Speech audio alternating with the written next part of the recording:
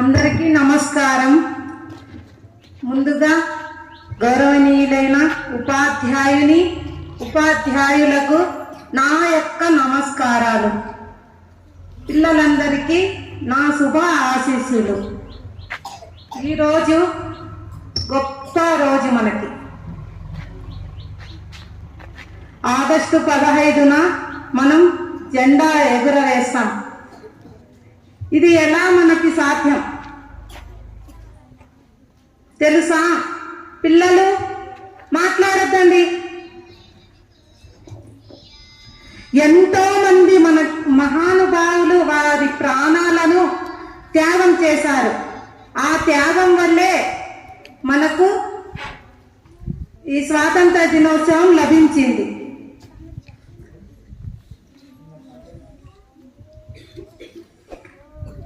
మన జాతీయ పతాకంలో ఎన్ని రంగులు ఉంటాయి? 3 కదా. ఫస్ట్ ఆరెంజ్ కలర్ వచ్చేసి మనకి ధైర్యాన్ని చూపుతుంది. Okay, symbol orange symbol. Okay, తెలుపు రంగు వచ్చేసి మనకి శాంతిని గుర్తిస్తుంది. ఆకుపచ్చ రంగు వచ్చేసి అభివృద్ధిని చూపుతుంది. అశోక చక్రం నిరంతర ప్రగతిని చూపుతుంది. ఇది మన జాతీయ పతాకంలోని అర్థాలు. స్వాతంత్రం అంటే ఎందరో మహానుభావులు ప్రాణాలు త్యాగాలు చేశారు కాబట్టే మనం ఈరోజు గొప్పగా స్వాతంత్ర దినోత్సవ వేడుకలు జరుపుకుంటున్నాం. వారు మనకెందుకులే అనుకునింటే మన ప్రాణాలు పోతాయి కదా, మనం ఎందుకు ఇంత కష్టపడి మా ప్రాణాలు తీసుకోవాలి అని అనుకుంటే ఈరోజు మనం స్వాతంత్ర దినోత్సవం వేడుకలు జరుపుకునే వాళ్ళమే కాదు.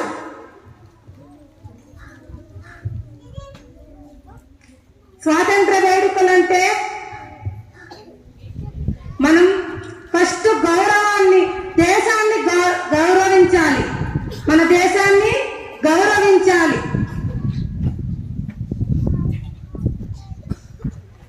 ఫస్ట్ ఆఫ్ ఆల్ మనం మంచిగా చదువుకోవాలి, క్రమశిక్షణగా ఉండాలి. బాధ్యత, ఇది మన బాధ్యత. ఇదే మన దేశానికి బలం ఇచ్చేది. మనం చదువు, క్రమశిక్షణ, బాధ్యత. మన దేశం మన కర్తవ్యం. మన దేశాన్ని కాపాడటం మన కర్తవ్యం.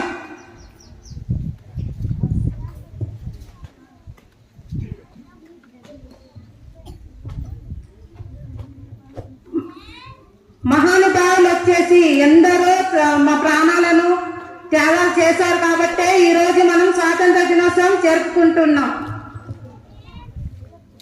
మనమంతా ఏం చేయాలి? క్రమశిక్షణగా ఉండాలి, చదువుకోవాలి, ఐక్యతగా ఉండాలి. ఫస్ట్ ఆఫ్ ఆల్ మనం ఏం చేయాలి?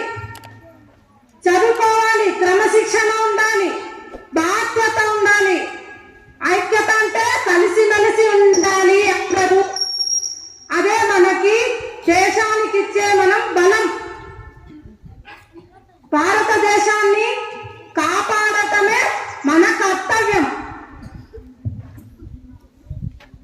పిల్లలు చాలా అల్లరి చేస్తారు. మేడం, మనం ఎట్లా పౌరులు కావాలి, ఎట్లా మేము అట్లా ప్రాణాలు తీసుకోవాలి అంటుంటారు. అంత అవసరం లేదు. మీరు చదువుకొని మీ స్టేజ్లో మీరు క్రమశిక్షణగా ఉండి మీరు ఒక ఐక్యతగా ఉంటే చాలు. ఇవే మీరు వారి కళలు నెరవేరుస్తాయి. ఒక పొజిషన్లో ఉంటే మీరు ఒక పౌరులు అనిపించుకుంటారు. జై హింద్, జై జై భారత్.